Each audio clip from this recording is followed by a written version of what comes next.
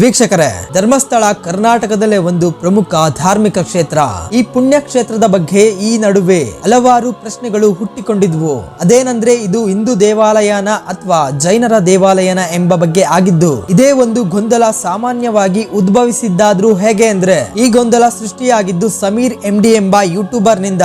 ಈ ಸಮೀರ್ MD ಅವರು ಅದೇ ಒಂದು ಕ್ಷೇತ್ರಕ್ಕೆ ಸೇರಿದ್ದ ಆಂಗಳ ಗ್ರಾಮದ ಸೌಜನ್ಯ ಎಂಬ ಯುವತಿಯ ಪ್ರಕರಣದ ವಿಡಿಯೋದಲ್ಲಿ ಈ ಸಮೀರ್ MD ಅವರು ಧರ್ಮಸ್ಥಳ ಕ್ಷೇತ್ರದ ಬಗ್ಗೆ ಮಾತನಾಡಿದ್ದು, ಧರ್ಮಸ್ಥಳ ಜೈನ ಧರ್ಮಕ್ಕೆ ಸೇರಿದ ಒಂದು ದೇವಾಲಯ ಅಂತ ಹೇಳಿರ್ತಾರೆ. ಈ ಒಂದೇ ಒಂದು ಹೇಳಿಕೆಯಿಂದ ಅದೆಷ್ಟೋ ಜನ ಈ ಒಂದು ವಿಷಯ ನಮ್ಗೆ ಗೊತ್ತೇ ಇರ್ಲಿಲ್ವಲ್ಲ ಅಂತ ಸಂಶಯಕ್ಕೆ ಒಳಗಾಗಿದ್ದು ಉಂಟು. ಹಾಗಿದ್ರೆ ಇವತ್ತಿನ ಈ ಒಂದು ವಿಡಿಯೋದಲ್ಲಿ ಈ ಧರ್ಮಸ್ಥಳದ ಹಿನ್ನೆಲೆ ಏನು, ಇದು ಯಾಕೆ ಜೈನ ಒಡೆತನಕ್ಕೆ ಹೋಯ್ತು, ಇದು ನಿಜಕ್ಕೂ ಜೈನ ದೇವಾಲಯನ, ಈ ಧರ್ಮಸ್ಥಳದಲ್ಲಿ ನಡೆಯುವ ಪೂಜೆ ಪುನಸ್ಕಾರಗಳೆಲ್ಲವನ್ನು ಕೂಡ ಜೈನರೇ ಮಾಡ್ತಾರ ಎನ್ನುವ ಈ ಒಂದು ಧರ್ಮಸ್ಥಳದ ನಿಗೂಢತೆಗಳನ್ನ ತಿಳಿಯೋಣ ಬನ್ನಿ. ಅದಕ್ಕೂ ಮುನ್ನ ಯಾರೆಲ್ಲ ಚಾನಲ್ಗೆ ಹೊಸದಾಗಿ ವಿಸಿಟ್ ಮಾಡಿದ್ದೀರಾ, ಇದೇ ರೀತಿ ವಿಡಿಯೋಗಳಿಗಾಗಿ ಚಾನಲ್ ನ ಸಬ್ಸ್ಕ್ರೈಬ್ ಮಾಡಿಕೊಂಡು ಹೊಸ ವಿಡಿಯೋಗಳ ನೋಟಿಫಿಕೇಶನ್ ಗಾಗಿ ಬೆಲ್ ಐಕಾನ್ ಕ್ಲಿಕ್ ಮಾಡೋದಕ್ಕೆ ಮರಿಬೇಡಿ.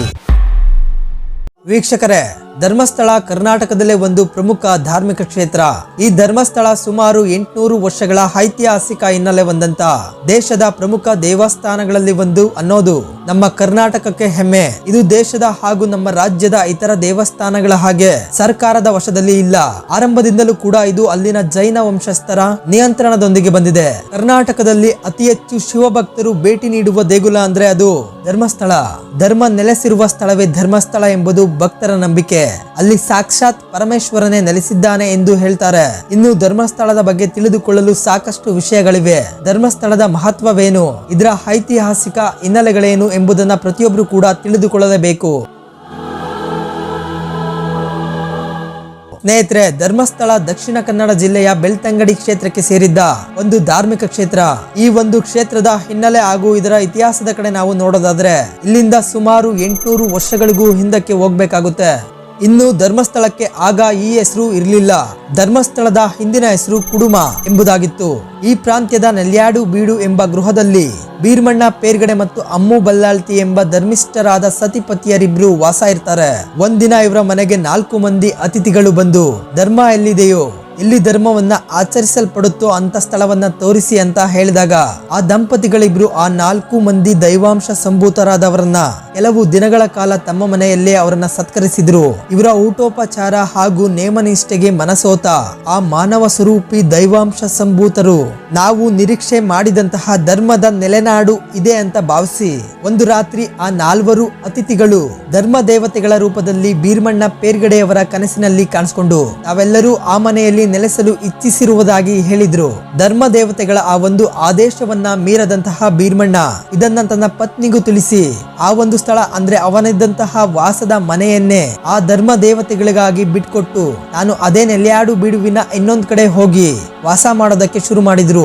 ಧರ್ಮ ದೇವತೆಗಳು ಮತ್ತೊಂದ್ಸಲ ಬೀರ್ಮಣ್ಣನವರ ಕನಸಿನಲ್ಲಿ ಬಂದು ಅವರು ತಮಗಾಗಿ ತಲಾ ಒಂದೊಂದು ಗುಡಿಯನ್ನ ಕಟ್ಟಿಸಿಕೊಡುವಂತೆ ಆದೇಶಿಸ್ತಾರೆ. ಈ ರೀತಿ ಬೀರ್ಮಣ್ಣನವರ ಕನಸಿನಲ್ಲಿ ಬಂದು ಆದೇಶಿಸಿದಂತಹ 4 ಧರ್ಮ ದೇವತೆಗಳ ಹೆಸರು ಕಾಲರಾಹು, ಕಳರ್ಕಾಯಿ, ಕುಮಾರಸ್ವಾಮಿ ಹಾಗೂ ಕನ್ಯಾಕುಮಾರಿ ಎಂಬ ಧರ್ಮ ದೈವಗಳಾಗಿರ್ತವೆ.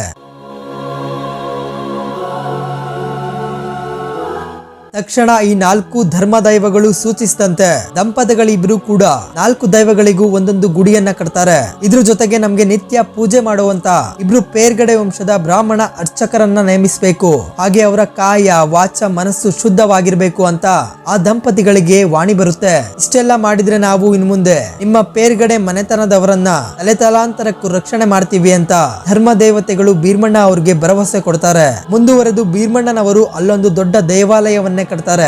ಈ ಬೀರ್ಮಣ್ಣನವರು ಸ್ವತಃ ಜೈನ ಮನೆತನದವರು. ಇವರು ಆರಾಧನೆ ಮಾಡ್ತಾ ಇದ್ದದ್ದು ಕೂಡ ಜೈನ ಮತದ ತೀರ್ಥಂಕರರನ್ನ. ಆಗಿದ್ದು ಕೂಡ ತಮ್ಮ ಕನಸಿನಲ್ಲಿ ಬಂದು ಆದೇಶ ನೀಡಿದಂತ ಹಿಂದೂ ದೇವತೆಗಳ ಪ್ರತಿಯೊಂದು ಆದೇಶವನ್ನ ಕೂಡ ಚಾಚು ತಪ್ಪದೆ ಬ್ರಾಹ್ಮಣರಿಂದ ನೆರವೇರಿಸ್ತಾರೆ. ಈ ಒಂದು ಕಾಲದಲ್ಲಿ ತುಂಬಾ ಹೆಸರು ಮಾಡಿದಂತಹ ಒಬ್ಬ ಶಿವಯೋಗಿನ ಬೀರ್ಮಣ್ಣ ಅವರು ತಮ್ಮ ಕ್ಷೇತ್ರದ ಉದ್ಘಾಟನೆಗೆ ಕರೆದಿದ್ರು. ಈ ಒಂದು ಕರೆಯನ್ನ ಆಧರಿಸಿ ಅವರು ತಮ್ಮ ಪಂಗಡದ ಜೊತೆ ಅಲ್ಲಿಗೆ ಬಂದಾಗ ಆ ದೇವಸ್ಥಾನದ ಒಳಗೆ ಶಿವಲಿಂಗನೇ ಇರೋದಿಲ್ಲ. ಇದನ್ನ ಗಮನಿಸಿದ ಇದರಿಂದ ಅವರು ಅಸಮಾಧಾನಿತರಾಗ್ತಾರೆ. ಹಾಗೆ ಇವರು ಇಲ್ಲಿ ನೀವು ಶಿವಲಿಂಗವನ್ನ ಪ್ರತಿಷ್ಠಾಪನೆ ಮಾಡಬೇಕು, ನೀವೇನಾದ್ರೂ ಶಿವಲಿಂಗವನ್ನ ಪ್ರತಿಷ್ಠಾಪನೆ ಮಾಡದೇ ಇದ್ರೆ ನಾನು ಇಲ್ಲಿ ಯಾವುದೇ ರೀತಿಯ ಸೇವೆಯನ್ನ ನಿಮ್ಮಿಂದ ಪಡೆಯೋದಿಲ್ಲ ಅಂತ ಹೇಳಿದ್ರು. ಮುಂದೆ ಧರ್ಮ ದೇವತೆಗಳು ಕೂಡ ಇದನ್ನೇ ಹೇಳ್ತಾರೆ. ಇದರಿಂದ ದೂರದ ಕದ್ರಿ ಮಂಜುನಾಥ ದೇವಸ್ಥಾನದಿಂದ ಒಂದು ಶಿವಲಿಂಗವನ್ನ ಮಾಡಿಸಿ ತರುವಂತೆ ಅಲ್ಲಿನ ಪ್ರಮುಖ ಧಾರ್ಮಿಕ ಪ್ರತಿನಿಧಿಯಾದ ಅಣ್ಣಪ್ಪ ಸ್ವಾಮಿಯನ್ನ ಕಳುಹಿಸಿ ಶಿವಲಿಂಗವನ್ನ ತಂದು ಅವರ ಕೈಯಿಂದಾನೇ ಲಿಂಗ ಪ್ರತಿಷ್ಠಾಪನೆಯನ್ನ ಮಾಡಿಸ್ತಾರೆ. ಈ ಒಂದು ಕಾಲಘಟ್ಟದಲ್ಲಿ ಕದ್ರಿಯಲ್ಲಿ ಒಂದು ಪ್ರಮುಖ ಮಂಜುನಾಥ ಸ್ವಾಮಿ ದೇವಾಲಯ ಇತ್ತು. ಅಲ್ಲಿಂದಲೇ ಇವರು ಕೂಡ ಶಿವಲಿಂಗವನ್ನ ತಂದಿದ್ರಿಂದ ಇಲ್ಲಿಯ ಕ್ಷೇತ್ರಕ್ಕೂ ಕೂಡ ಮಂಜುನಾಥ ಸ್ವಾಮಿ ಕ್ಷೇತ್ರ ಅಂತ ಹೆಸರಿಡಲಾಗುತ್ತೆ. ಅವತ್ತಿಂದ ಇದು ಶ್ರೀ ಧರ್ಮಸ್ಥಳ ಮಂಜುನಾಥ ಸ್ವಾಮಿ ಕ್ಷೇತ್ರ ಅನ್ನೋ ಹೆಸರಿನಿಂದ ನಿತ್ಯ ಸಾವಿರಾರು ಶಿವ ಭಕ್ತರು ಹಾಗೂ ಶಿವ ಆರಾಧಕರಿಂದ ಪೂಜೆಗೆ ಒಳಪಡ್ತಾ ಬರ್ತಿದೆ. ತಾವು ಆದೇಶ ಮಾಡದಂತೆ ಚಾಚು ತಪ್ಪದೆ ನಡೆದುಕೊಂಡ ಭೀಮಣ್ಣ ಪೇರ್ಗಡೆಯವರ ಕೆಲಸ ಕಾರ್ಯಗಳಿಗೆ ಪ್ರಸನ್ನರಾದ ಧರ್ಮ ದೇವತೆಗಳು ಅವತ್ತಿಂದ ಇವತ್ತಿನವರೆಗೂ ದೇವಸ್ಥಾನ ಹಾಗೂ ಆ ಕ್ಷೇತ್ರಕ್ಕೆ ಧರ್ಮಾಧಿಕಾರಿಗಳಾಗಿ ಬಂದಿರುವಂತ ಇವರನ್ನ ಆ ಕಾಲಘಟ್ಟಗಳಿಂದಲೂ ಕೂಡ ಧರ್ಮ ದೈವಗಳು ತಾವು ಮಾತು ಕೊಟ್ಟಂತೆ ಇವ್ರಿಗೆ ಆಶೀರ್ವಾದವನ್ನ ಮಾಡ್ತಾನೆ ಬರ್ತಿದ್ದಾರೆ ಅಂತ ಹೇಳಲಾಗುತ್ತೆ. ಸ್ನೇಹಿತರೆ, ಇನ್ನು ತುಳು ಭಾಷೆಯ ಹಳೆಗನ್ನಡದಲ್ಲಿ ದೊಡ್ಡ ಅಥವಾ ಪ್ರಭಾವಿ ವ್ಯಕ್ತಿಗಳನ್ನ ಪೇರ್ಗಡೆ ಅಂತ ಕರೀತಾರೆ. ಇದು ಆಗಿನ ಹಳೆಗನ್ನಡದಲ್ಲಿ ಆದ್ರೆ ಈಗಿನ ನವಗನ್ನಡದಲ್ಲಿ ಇದೇ ಪೇರ್ಗಡೆ ಹೆಗ್ಗಡೆಯಾಗಿ ಮುಂದುವರೆತಾ ಬಂದಿದೆ. ಇನ್ನು ಶ್ರೀ ಮಂಜುನಾಥ ಕ್ಷೇತ್ರದ ಮೊಟ್ಟ ಮೊದಲ ಜೈನ ಧರ್ಮದ ಧರ್ಮಾಧಿಕಾರಿ ಈ ಭೀಮಣ್ಣ ಪೇರ್ಗಡೆ ಆದ್ರೆ ಇದುವರೆಗೂ 20 ಜನ ಇದೇ ವಂಶದವರು ಈ ಕ್ಷೇತ್ರಕ್ಕೆ ಧರ್ಮಾಧಿಕಾರಿಗಳಾಗಿ ಸೇವೆಯನ್ನ ಸಲ್ಲಿಸ್ತಾ ಬಂದಿದ್ದಾರೆ. ಈಗ ಪ್ರಸ್ತುತ ಇರುವಂತ ಶ್ರೀ ವೀರೇಂದ್ರ ಹೆಗ್ಡೆ ಅವರು ಇದರ 21ನೇ ಧರ್ಮಾಧಿಕಾರಿಯಾಗಿ ಈಗಲೂ ಕೂಡ ತಮ್ಮ ಸೇವೆಯನ್ನ ಸಲ್ಲಿಸ್ತಾ ಬರ್ತಿದ್ದಾರೆ. ಇನ್ನು ಈ ಕ್ಷೇತ್ರ ತನ್ನ ಅನ್ನದಾನಕ್ಕೆ ತುಂಬಾ ಹೆಸರಾದಂತಹ ಸ್ಥಳ. ದಿನನಿತ್ಯ ಇಲ್ಲಿ ಸುಮಾರು 20,000ದಿಂದ 40,000 ಭಕ್ತಾದಿಗಳಿಗೆ ಇಲ್ಲಿ ನಿತ್ಯ ಅನ್ನ ದಾಸೋಹವನ್ನ ಮಾಡಲಾಗುತ್ತೆ. ಇವತ್ತಿಗೂ ಕೂಡ ದಿನನಿತ್ಯ ಸಾವಿರಾರು ಜನ ಶಿವ ಭಕ್ತರು ಹಾಗೂ ಪ್ರವಾಸೋದ್ಯಮರು ಶ್ರೀ ಮಂಜುನಾಥನ ದರ್ಶನಕ್ಕೋಸ್ಕರ ಈ ಕ್ಷೇತ್ರಕ್ಕೆ ವಿವಿಧ ಕಡೆಯಿಂದ ಭಕ್ತರು ಬಂದು ಹೋಗ್ತಾರೆ. ಇನ್ನು ಇಲ್ಲಿನ ಮತ್ತೊಂದು ಆಕರ್ಷಣೆ ಅಂದ್ರೆ ಏಕಶಿಲಾ ಗೊಮ್ಮಟೇಶ್ವರ ವಿಗ್ರಹ.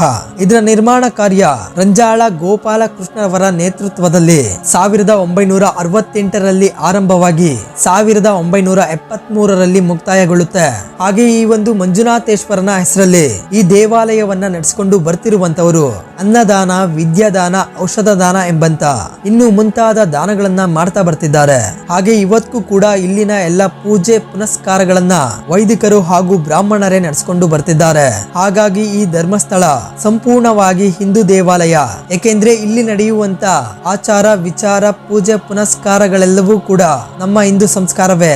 ಈ ಒಂದು ಕ್ಷೇತ್ರದ ಅಧಿಕಾರವನ್ನ ವಹಿಸಿಕೊಂಡಿರೋರು ಜೈನ ವಂಶಸ್ಥರು ಅನ್ನೋದನ್ನ ಬದಿಗಿಟ್ರೆ ಈ ದೇವಾಲಯ ಸಂಪೂರ್ಣವಾಗಿ ಹಿಂದೂ ದೇವಾಲಯವೇ ಆಗಿದೆ. ವೀಕ್ಷಕರೇ, ಇದಿಷ್ಟು ಶ್ರೀ ಕ್ಷೇತ್ರ ಧರ್ಮಸ್ಥಳ ಹುಟ್ಟಿ ಬಂದ ಬಗೆಗಿನ ಒಂದಷ್ಟು ಮಾಹಿತಿ. ಹಾಗೆ ಮುಂದಿನ ವಿಡಿಯೋದಲ್ಲಿ ಕೂಡ ಇಂತ ಮತ್ತಷ್ಟು ವಿಶೇಷ ಮಾಹಿತಿಗಳನ್ನ ಹೊತ್ತು ನಿಮ್ಮ ಮುಂದೆ ಬರ್ತೇನೆ. ಹಾಗೆ ಇಲ್ಲಿಯವರೆಗೂ ಯಾರೆಲ್ಲ ಚಾನಲ್ಗೆ ಸಬ್ಸ್ಕ್ರೈಬ್ ಮಾಡಿಲ್ಲ ಅಂತವರು ಸಬ್ಸ್ಕ್ರೈಬ್ ಮಾಡಿ. ಹಾಗೆ ಈ ವಿಡಿಯೋ ಇಷ್ಟ ಆಗಿದ್ರೆ ಈ ವಿಡಿಯೋಗೊಂದು ಲೈಕ್ ಅನ್ನ ಕೊಡಿ. ಯಾಕಂದ್ರೆ ನಿಮ್ಮ ಮೆಚ್ಚುಗೆಯನ್ನ ಮಾತ್ರ ನಾವು ಕೇಳೋದು.